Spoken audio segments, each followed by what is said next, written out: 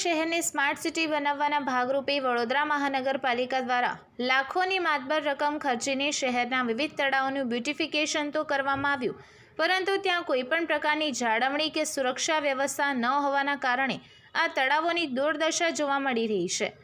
શહેરના તરસાલી વિસ્તારમાં આવેલા મુખ્ય રોડની બાજુના તળાવના બ્યુટિફિકેશન પાછળ 1,60,00,000 જેટલી માતબર રકમ ખર્ચીને આ તળાવનું બ્યુટિફિકેશન કરવામાં આવ્યું હતું, પરંતુ અહીં સુરક્ષા વ્યવસ્થા ન હોવાના કારણે આસપાસના લોકો દ્વારા જ તળાવમાં ગંદકી કરવામાં આવી રહી છે।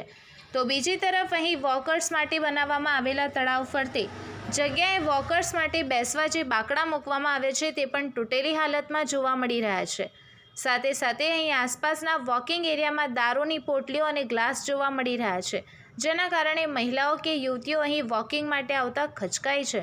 અહીં વરસાદી કાંસ માટે મૂકવામાં આવેલા સિમેન્ટની પાઇપો દ્વારા આસપાસના લોકો દ્વારા ડ્રેનેજના પાણી છોડાતા અસહ્ય ગંદકી જોવા મળી રહી છે, જેના કારણે મચ્છરોનો ઉપદ્રવ પણ છે। ત્યારે આ સંદર્ભે આજરોજ સામાજિક કાર્યકર અતુલભાઈ ગામેચી દ્વારા તંત્રની કામગીરી સામે સવાલો ઉઠાવ્યા હતા અને વહેલી તકે તળાવની સ્વચ્છતા અને સુરક્ષા વ્યવસ્થા અંગેની માંગણી કરી હતી। જી, આ કયો વિસ્તાર છે ને શું સમસ્યા છે?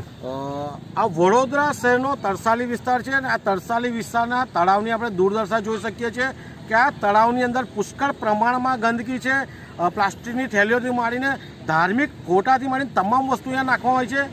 વડોદરા શહેરના સત્તાધીશો જણાવી રહ્યા છે કે વડોદરા શહેર સ્માર્ટ સિટી તરફ જઈ રહ્યું છે, ત્યારે વડોદરા શહેરના 40થી વધુ તળાવને બ્યુટિફિકેશનમાં લઈ લીધા છે અને આ તરસાલી તળાવના 1,60,00,000 રૂપિયા જ્યારે વાપર્યા છે, આટલું સુંદર બનાવ્યું છે, ત્યારે જોઈ શકો અહીંયા ઝાડ પાન પણ એમના સુકાઈ ગયા છે।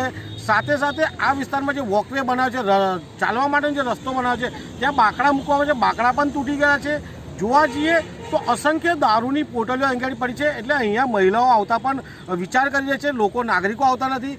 બીજી બાજુ જોવા જઈએ તો આપણા કેમેરા દ્વારા હમણાં બતાવવામાં આવ્યું કે અહીંયા નાગરિકો દ્વારા જ ગંદકી કરવામાં આવી છે, અહીંયા કોઈ સિક્યુરિટી ગાર્ડ નથી। એટલે વડોદરા શહેરના મ્યુનિસિપલ કમિશનર સાહેબ, ધારાસભ્યો, સાંસદ સભ્યોને વિનંતી છે એકવાર તરસાલી તળાવની વિઝિટ કરી મુલાકાત લે અને આ તરસાલી તળાવને શુદ્ધ કરી દે અને જે 1,60,00,000 રૂપિયા વાપર્યા છે એનું વળતર વડોદરા શહેરના નાગરિકોને અને તરસાલીના નાગરિકોને આપે તેવી અમારી માંગ છે। આ તળાવમાં ડ્રેનેજની લાઈનો પણ છોડવામાં આવી રહી છે। જે રીતે કહી શકાય કે તમામ તળાવમાં વરસાદી કાંસના નામે ડ્રેનેજના પાણી જતા હોય છે, એ અહીંયા વરસાદી કાંસ મૂકી છે, તેની જ અંદર ડ્રેનેજના પાણી છોડવામાં આવે છે। આપ તળાવના પાણીમાં હાથ નાખશો તો હાથ ચીકણો અને ખતબત્તો થઈ જશે અને ગંધાય છે, એટલે કહી શકાય કે ડ્રેનેજના મળમૂત્રના પ્રદૂષિત પાણી પણ આ તળાવમાં આવે છે અને અહીંયા મચ્છરજન્ય રોગચાળો ફેલાય એવું લાગી રહ્યું છે।